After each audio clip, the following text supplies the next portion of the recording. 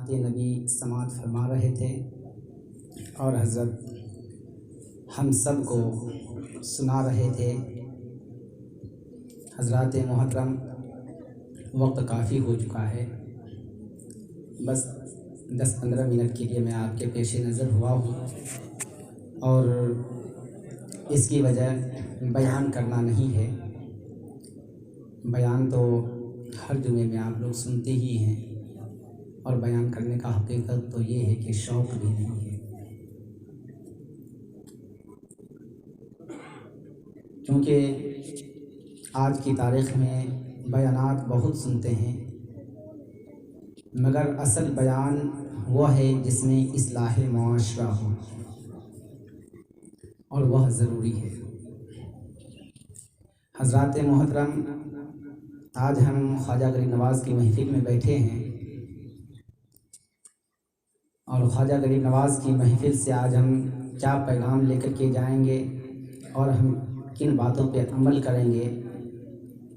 پیغام دینے والے علماء کرام کی ذمہ داری ہے کہ وہ ایمانداری کے ساتھ شریعت مصطفیٰ کو اپنی نظروں میں رکھ کر کے، اپنے تختی دل میں رکھ کر کے آپ تک ایمانداری کے ساتھ پہنچائیں، اور آپ کا حق بنتا ہے کہ ان باتوں پر عمل کریں۔ آئیے گفتگو کو آغاز کرنے سے پہلے ہم اور آپ مل کر ایک مرتبہ درود پاک پڑھ لیں۔ اللہ رب محمد صلی اللہ علیہ وسلم تسلیما، صلاۃ و سلام علیک یا رسول اللہ صلی اللہ علیہ وسلم۔ الحمدللہ وکفا وسلام علی عبادہ الذین اصطفیٰ، اما بعد فاعوذ باللہ من الشیطان الرجیم، ببرکۃ بسم اللہ الرحمن الرحیم۔ الا ان اولیاء اللہ لا خوف علیہم ولا هم یحزنون، صدق اللہ المولانا العظیم وصدق رسولہ النبی الامین الکریم، ونحن علی ذلک لمن الشاہدین والشاکرین، والحمد للہ رب العالمین۔ آئیے بلا تاخیر ہم اور آپ مل کر ایک مرتبہ اور درود پاک پڑھ لیں۔ اللہ رب محمد صلی اللہ علیہ وسلم تسلیما، صلاۃ و سلام علیک یا رسول اللہ یا رسول اللہ یا رسول اللہ صلی اللہ تعالیٰ علیہ وسلم۔ اعلیٰ حضرت کے چھوٹے بھائی استاذ زمن علامہ حسن رضا خان علیہ رضوان سرکار خواجہ غریب نواز کو شان بیان کرتے ہوئے فرماتے ہیں، خواجہ ہند وہ دربار ہے اعلیٰ تیرا، خواجہ ہند وہ دربار ہے اعلیٰ تیرا، کبھی محروم نہیں مانگنے والا تیرا، کبھی محروم نہیں مانگنے والا تیرا، گلشن ہند ہے شاداب کلیجے ٹھنڈے، گلشن ہند ہے شاداب کلیجے ٹھنڈے، واہ اے ابر کرم زور برسنا تیرا، واہ اے ابر کرم زور برسنا تیرا۔ حضرات محترم،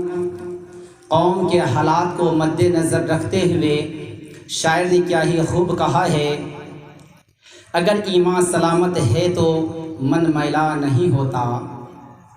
اگر ایمان سلامت ہے تو من میلا نہیں ہوتا،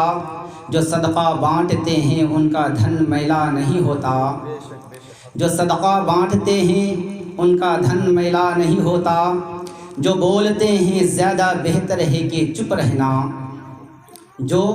بولتے ہیں زیادہ بہتر ہے کہ چپ رہنا، ادب کی حدیں رہنے سے سخن میلا نہیں ہوتا، ادب کی حدیں رہنے سے سخن میلا نہیں ہوتا، اگر ایمان سلامت ہے تو من میلا نہیں ہوتا، جو صدقہ بانٹتے ہیں ان کا دھن میلا نہیں ہوتا، جنہیں قرآن کی آیتیں زبانی یاد ہے ان کی، جنہیں قرآن کی آیتیں زبانی یاد ہے ان کی، لحد محفوظ رہتی ہے کفن میلا نہیں ہوتا، لحد محفوظ رہتی ہے کفن میلا نہیں ہوتا، مدینے کی زمین کا ہر ایک ذرہ ہے پاکیزہ، مدینے کی زمین کا ہر ایک ذرہ ہے پاکیزہ، وہاں کی خاک ملنے سے بدن میلا نہیں ہوتا، وہاں کی خاک ملنے سے بدن میلا نہیں ہوتا، خوش ہو رہے ہیں ہم پہ جو کیچڑ اچھال کر، خوش ہو رہے ہیں ہم پہ جو کیچڑ اچھال کر، دن آ گئے قریب اب ان کے زوال کے، دن آ گئے قریب اب ان کے زوال کے، قدرت کرے گی فیصلہ ان سب کا دیکھنا، قدرت کرے گی فیصلہ ان سب کا دیکھنا، وہ تو عز منتشا وہ تو ضد منتشا، وہ تو عز منتشا وہ تو ضد منتشا، اگر ایمان سلامت ہے تو من میلا نہیں ہوتا، جو صدقہ بانٹتے ہیں ان کا دھن میلا نہیں ہوتا۔ معزز سامعین کرام، آج جب ہم اپنے حالات کو دیکھتے ہیں، جب ہم اپنی زندگی پہ غور و فکر کرتے ہیں، تو آج ہم خواجہ پاک کی محفل میں بیٹھے ہوئے ہیں۔ ہمیں یہاں سے کیا پیغام لے کر کے جانا چاہیے اور ہم کیا لے کر کے جانا چاہتے ہیں، یہ ہمارے اوپر ڈیپینڈ کرتا ہے۔ معزز سامعین کرام، اللہ تبارک و تعالیٰ قرآن مقدس میں ارشاد فرماتا ہے، الا ان اولیاء اللہ لا خوف علیہم ولا هم یحزنون، بے شک جو اللہ کے ولی ہوتے ہیں، اللہ کے محبوب بندے ہوتے ہیں،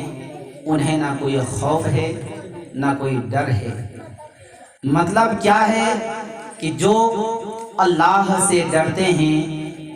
جو اللہ کے رسول صلی اللہ علیہ وسلم سے سچی محبت کرتے ہیں، ان کے دل میں صرف اللہ کا ہی خوف ہوتا ہے، اللہ کا ہی ڈر ہوتا ہے، دنیا میں کسی کا خوف نہیں ہوتا۔ حضرات محترم، یہ اللہ والے کون ہیں اور کیسے ہیں؟ کیا ہمارے آپ کی طرح وہ انسان نہیں تھے یا ہمارے اور آپ کی طرح انسان نہیں ہیں؟ ہیں، ٹھیک جس طرح سے آپ ہیں، جس طرح سے ہم ہیں، اسی طرح سے یہ اللہ والے بھی ایک انسان ہیں، اللہ کے مخلوق ہیں۔ فرق اتنا ہے کہ جب اللہ والے اللہ کی رضا چاہتے ہیں تو ان کا مقصد صرف اور صرف اللہ کو راضی کرنا ہوتا ہے،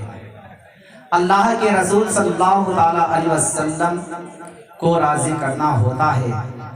اللہ کے رسول کی محبت کو دل میں بسانا مقصد ہوتا ہے، اور جن کے دل میں اللہ کے رسول کی محبت ہوگی ان کے دل میں دنیا کی محبت نہیں بس سکتی ہے۔ حضرات محترم، ہم میلاد محفل میں بیٹھے ہوئے ہیں، اور آپ کو ہمیں یہ معلوم ہے کہ جب ہم میلاد محفل کرنے کے بارے میں سوچتے ہیں، ان باتوں پہ بڑی خوشی ہوتی ہے مجھے کہ جو کام بڑوں کو کرنا چاہیے، جس کام میں بزرگوں کو آگے آنا چاہیے، وہ کام بڑوں نے، نوجوانوں نے نہیں، بزرگوں نے نہیں، بلکہ چھوٹے چھوٹے 12-15 سال کے بچوں نے انجام دیے ہیں۔ سبحان اللہ تو کہہ دیجیے۔ یہ کام بڑے بزرگوں کی ذمہ داری ہوتی ہے، مگر افسوس اور دقت کی بات تو یہ ہوتی ہے کہ نہ بڑے بزرگ آگے آنے کی چاہت رکھتے ہیں اور نہ ان بچوں کے دل افزائی کرنے کی ہمت رکھتے ہیں۔ ہمیں جو نہیں کرنا چاہیے ہم وہ کر رہے ہیں۔ آج ہم سب مل کر کے یہاں پہ جو بیٹھے ہیں، ان بچوں کے ہی محنت کا نتیجہ ہے کہ آج ہم سب جشن غوث الورا، جشن خواجہ غریب نواز میں بیٹھے ہوئے ہیں۔ آج ہمارے آنے والے مہمان کی زیارت آپ کر رہے ہیں۔ یہ محنت بچوں کے تھے مگر پیسے آپ کے تھے۔ اگر آپ پیسے نہیں دیتے تو یہ بچے یہ مجلس نہیں سجا پاتے، اگر آپ پیسے نہیں دیتے یہ بچے انتظام نہیں کر پاتے، اگر آپ پیسے نہیں دیتے تو یہ علماء کرام کی جماعت آپ کی نظروں کے سامنے میں نہیں ہوتی، کیونکہ یہ بھی پیسے دینا بھی دین کا کام ہے۔ پیسے کے علاوہ اپنے وقت کو نکال کر کے راہ خدا میں صرف کرنا بھی یہ ایک دین کا کام ہے۔ اور علماء کرام کو آپ دیکھتے ہوں گے کہ مدرسے کے لیے چندے کے لیے آتے ہیں، یہ بھی دین کا کام، دین کی خدمت ہے۔ کوئی مسجد کے لیے جاتے ہیں چندے کے لیے، یہ بھی دین کی خدمت ہے۔ کوئی جلسے کے لیے جاتے ہیں چندے کے لیے، یہ بھی دین کی خدمت ہے۔ کوئی گلی گلی نگر نگر ڈگر ڈگر گھوم گھوم کر پھر کر کے اللہ اس کے رسول کے پیغام کو آپ تک پہنچاتے ہیں، یہ بھی دین کا کام ہے۔ حضرات محترم، خواجہ غریب نواز کے والد محترم حضور حضور خواجہ غیاث الدین رضی اللہ تعالی عنہ ایک حافظ قرآن تھے، اور آپ کی والدہ محترمہ بھی ایک حافظہ قرآن تھی، مگر آپ دونوں کا معاملہ کیا تھا؟ آپ دونوں کی ذہانت کیا تھی؟ اب آپ اپنے گھر کے بھی کام کیا کرتے تھے اور ساتھ میں دین کی تبلیغ بھی کرتے تھے، مکتب میں مدرسے میں بچوں کو پڑھاتے بھی تھے، اور نوجوانوں کو بوڑھوں کو دین کی تبلیغ اور تعلیم و تربیت بھی کیا کرتے تھے۔ مگر آج کے حالات کیا دیکھا جاتا ہے کہ جب ہم آپ کو کوئی بات بتانے کی کوشش کرتے ہیں، اگر ہم ان کے راہ حق کو پہ لانے کی کوشش کرتے ہیں تو ہماری ذہانت الٹی چلنے لگتی ہے۔ ہم سوچتے کیا ہیں، ہمارے ذہن میں بات کیا آتی ہے کہ مولانا ہمیشہ ہمیں پریشان کرنے کے لیے آ جاتے ہیں، مولانا ہمیشہ ہمیں دین کی باتیں کرنے کے لیے آ جاتے ہیں۔ کیا ہمیں صرف دین کی ہی بات کرنی ہے، باقی دنیا کی کوئی بات نہیں کرنی ہے؟ کاروبار کے لیے کوئی کام نہیں کرنا، بات نہیں کرنی ہے، یا دیگر اور کوئی کام نہیں کرنا ہے؟ اے مسلمانوں، یاد رکھ لینا، اگر آپ رزق حلال کماتے ہو یہ بھی رب کعبہ کی عبادت ہے، اگر آپ اپنے والدین کی خدمت کرتے ہو یہ بھی رب کعبہ کی ایک عبادت ہے۔ حضرات محترم، ہم نے صرف نماز پڑھنے کو عبادت سمجھا ہے، ہم نے صرف روزہ رکھنے کو عبادت سمجھا ہے، ہم نے صرف زکوٰۃ دینے کو عبادت سمجھا ہے، مگر نہیں مسلمانوں، حق تو اور سچ تو یہ ہے کہ اگر والدین کو آپ نے اگر ایک مرتبہ نگاہ محبت سے دیکھ لیا تو قسم ہے رب کعبہ کی کہ آپ کو جو حج آپ کو خانہ کعبہ میں قبول ہو یا نہ ہو، آپ کو ان باتوں کا جو ہے سرٹیفکیٹ تو نہیں مل سکتی، مگر آپ نے اگر اپنے والدہ محترمہ کو سچی اور اچھی نیت سے محبت کی نگاہ سے اگر ایک بار آپ نے ماں کی ماں کو دیکھ لیا، ماں کے چہرے کی زیارت کر لی، ماں کے چہرے کو دیکھ لیا تو رب کعبہ آپ کو ایک حج مقبول کا ثواب عطا فرمائے گا۔ حضرات محترم، مگر آج ہم اپنے ماں باپ کو کس نظریات سے دیکھتے ہیں؟ کیا ہم نے ان باتوں پہ کبھی غور و فکر کیا؟ یہی سیدنا غیاث الدین رضی اللہ تعالی عنہ ہیں جو سیدنا خواجہ غریب نواز رضی اللہ تعالی عنہ کے والد محترم ہیں۔ آپ کبھی بھی والدہ محترمہ کے خلاف نہیں چلا کرتے تھے۔ وقت گزرتا گیا، وقت یہاں تک آ گیا کہ جب حضور خواجہ غریب نواز کے والد محترم حضور خواجہ غیاث الدین رضی اللہ تعالیٰ عنہ جوانی کی دہلیز پہ آئے تو آپ کی والدہ محترمہ آپ والدہ محترمہ کے پاس کھڑے تھے، ماں سے گفتگو فرما رہے تھے، ماں کی خوشنودی کے لیے وہ ان کے فرمان کے حکم کا انتظار کر رہے تھے۔ اتنی ہی دیر میں ماں کہتی ہے، بیٹا غیاث الدین تو میرے لیے سب کچھ کرتا ہے، مجھے راضی کرنے کے لیے ہر حال میں ہر حد کو تو پار کر جاتا ہے، مگر جب تو اتنا میری خوشنودی چاہتا ہے، اگر میں ایک بات کہوں تو تو مانے گا؟ بولے اے ماں تو کیسی باتیں کرتی ہے، تو اپنے لال کو ایک بار حکم کر کے تو دیکھ، اپنے لال کو ایک بار حکم کر کے تو دیکھ۔ اس ٹائم میں حضور خواجہ غیاث الدین کی والدہ محترمہ کہتی ہیں کہ اے بیٹا میری کوئی بڑی بات نہیں ہے، بلکہ میں یہ چاہتی ہوں کہ میری زندگی کا چراغ کب بجھ جائے، لہذا میرے دل کی چاہت اور ارمان یہ ہے، تمنا یہ ہے کہ مجھے اس دنیا فانی کو چھوڑنے سے پہلے تو نکاح کر لے، شادی کر لے، میری دل کی تمام چاہتیں پوری ہو جائیں گی۔ حضرات محترم، خواجہ غریب نواز کے والد محترم خواجہ غیاث الدین رضی اللہ تعالیٰ عنہ ماں کے حکم کو پاتے ہی آپ نکاح فرما لیتے ہیں، شادی فرما لیتے ہیں، اچھی زندگی گزرتی ہے۔ ہوتا کیا ہے، ہوتے 552 ہجری میں حضور خواجہ غریب نواز کے والد محترم کا وصال با کمال ہو جاتا ہے۔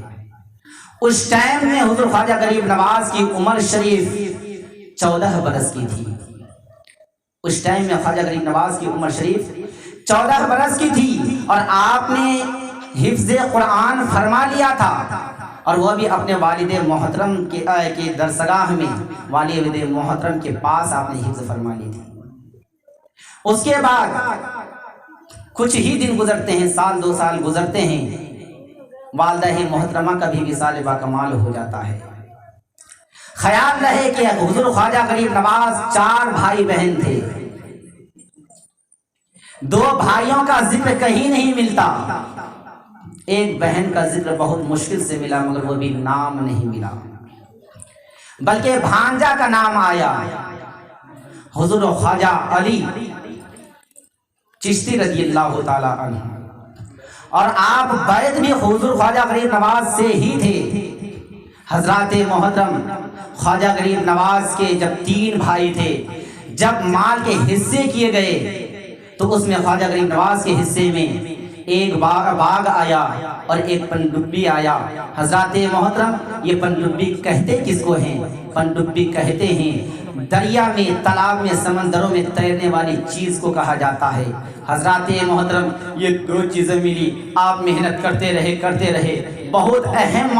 واقعہ ہے، اس کو صرف جو ہے سن کر کے نظر انداز کرنے کی کوشش نہ کریں۔ یہاں سے آپ کو یہ پیغام ملے گا حضور خواجہ غریب نواز اتنے بڑے ولی کامل کیسے بن جاتے ہیں۔ حضرات محترم جب بات یہاں تک آتی، ایک پنڈبی آپ کے حصے میں آتا ہے، ایک باغیچہ آتا ہے، آپ روزانہ عبادت الہی کرتے اور باغ میں جا کر کے آپ باغ کے سارے کام کو انجام دے دیتے، اس کے بعد تلاوت کلام اللہ کے لیے تیار ہو جاتے۔ پھر تلاوت کلام اللہ جب آپ کرتے تھے تو کھڑے ہو کر کے جب تک کہ پورے قرآن مقدس کو حفظ نہیں فرما لیتے، آپ باغیچے سے گھر واپس نہیں آتے تھے۔